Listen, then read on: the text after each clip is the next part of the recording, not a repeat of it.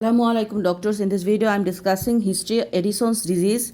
Addison's disease mainly occur due to inability to produce the hormone from the adrenal gland, we know.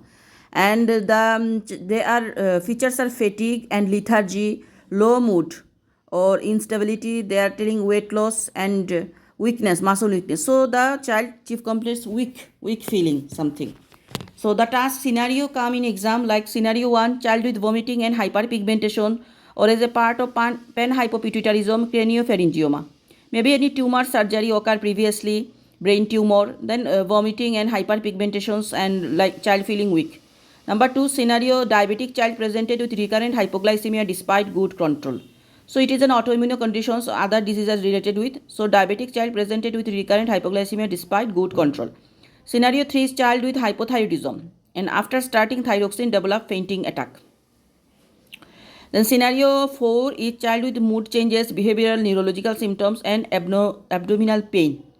So these are the like thyroid issue, asthma issue, diabetic issue, any brain tumor previously. These are the actual relations, and after that the child develop the Addison's disease features. Addison's disease features are, we know, that is skin hyperpigmentation, low blood pressure, weakness, weight loss. GIT, there is nausea, diarrhea, vomiting, constipation, abdominal pain. Skin is vitiligo.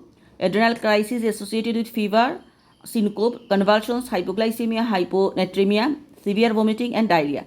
Again, the features I am telling Addison's disease are, first of oral or skin pigmentation, hyperpigmentations, low blood pressure, weakness and weight loss. GIT about the nausea, diarrhea, vomiting, constipation, abdominal pain and skin vitiligo. Adrenal crisis or fever, syncopes, convulsions, hypoglycemia, hyponatremia, severe vomiting and diarrhea. Now I am telling how can we take the history of Addison's disease. First of all, the chief complaints, onset, course and durations. Anything make it better, anything make it worse. These are all features are developed together or one by one. First, fainting, we analyzing special character, specific posture, before, during and after, how abated, admitted or not. Regarding fainting are special character, specific posture, before, during and after, how abated and admitted or not. Vomiting at specific time related to food, color, content, blood, dehydrations, every time treated in hospital with IV fluid. So we ask that vomiting is how they treated, very important. That much vomiting occurred, the child go and IV fluid needed. So vomiting analyses are at specific time related to food, color, content, blood, dehydration, every time treated in hospital with IV fluid. Diarrhea, then amount, frequency, color, odor, blood, mucus, undigested food, signs of fluid depletion and admitted or not.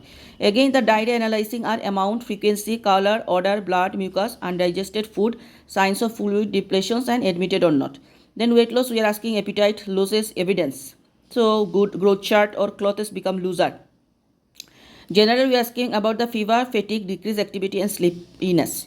Other concerns are any dysmorphic features, chronic disease, especially autoimmune disease. So, any chronic condition here very important because Addison's disease can be any consequence of any chronic disease like diabetes mellitus, thyroid disorders, bronchial asthma, brain tumor operations after that starting like that, or any trauma, surgery, thing.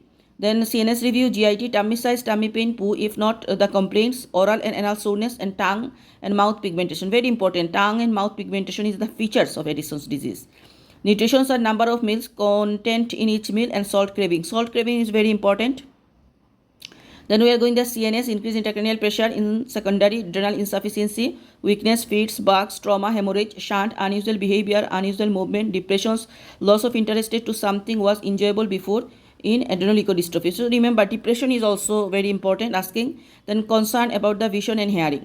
CVS about any heart racing, awareness of heartbeat, blood pressure, fainting when standing up from the sitting, any postural hypotension. So remember, postural hypotension, anyone measure the blood pressure, we'll ask. Anyone measure blood sugar, we ask. Chest about any recurrent bug, noisy breathing, chest sound, chronic cough, sputum and night sweating. Urinary about the pee, color, pain and amount, and if more at night than before. Color change or concern about the private parts, pigmentation or unusual shape, endocrine, thyroid, Cushing, salt crisis, numbness and blood sugar. MSK, skin spots, bruises, vitiligo, hyperpigmentation in the scars or sun exposed areas, swollen glands, lumps, bone pain, joint swelling, hair loss, abnormal hair distributions, nail changes.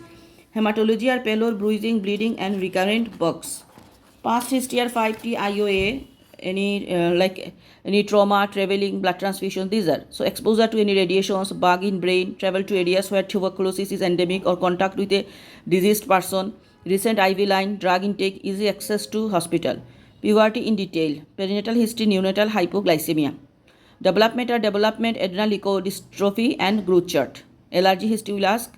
And vaccination history, missing any shots, COVID vaccine, family history of any autoimmune disease, consanguinity, home modifications, old pipes, old paints, social and psychological, school attendance, absence, bullying and why due to pigmentations, history of anorexia nervosa need to exclude, and are you avoiding food, conscious about figure. So there is weight loss, a teenager girl, we can ask this question to exclude any eating disorder. So differential diagnosis of adrenal insufficiency is these are acute, no pigmentation present, and chronic is pigmentation present. Acute are sudden stoppage of steroid. Maybe the child is taking steroid, sudden stoppage. Congenital adrenal hyperplasia, any trauma, severe hypertension, sepsis, meningococcemia. So acute are which are not no pigmentations, which are how can it develop any sudden stoppage of steroid, congenital adrenal hyperplasia, trauma, severe hypertension, sepsis like meningococcemia. Chronic with pigmentations, what is that is autoimmune Addison's disease, tuberculosis, trauma like pituitary or hypothalamic, intra-abdominal surgery, pituitary or hypothalamic surgery, radiation abdominal or pituitary, adrenal leukodystrophy. DD of oral pigmentations are Addison's disease, Peutz-Jeghers disease, drug-induced or oral contraceptives, chemotherapy, doxycycline and zidovudine. What is the causes of Addison's disease? Causes of Addison's disease are autoimmune, post-tuberculous are the most common cause in worldwide. Infections are HIV, sepsis, adrenal hemorrhage, amyloidosis, post-surgical removal of adrenals and adrenoleukodystrophy. Adrenoleukodystrophy, it is a type of hereditary genetic condition that damage the membrane myelin sheath that insert the nerve cells in your brain.